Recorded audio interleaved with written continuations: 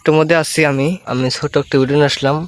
আমার আজকে বাড়ি ঘর দেখাবো, আমি কোনো থাকি না থাকি তো দেখা দিছি ছোট্ট ওখানে আমার আন্দোলন ঘরে, এখানে আমি আন্দা বের করে খাই। তো আন্দা পরে পাশাপাশি আপনাদের কিছু একটু ভিডিও দেই যে আপনাদের যদি একটু ভালো লাগে। তো গ্রাম পরিবেশে আমাকে থাকি, তো চলুন তার কিছু দেখাই আপনাদের। আমার ঘর বড় ঘর, আজকে 1 বছর ধরে ঘর দিছি, টাকা পয়সা নাই তো তাও কষ্ট করে ভুট্টা আবাদ করে ঘর দিছি।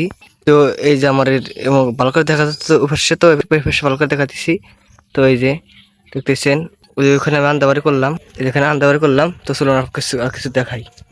তো তার পাশাপাশি আমি ফুল গাছ লাগাইছি যে আমার ঘরে ঘরে। তো আর একটা কথা, আমি এখানে একলা একলা থাকি, আমার বাসায় আমার নানি আছে আর আমি আছি।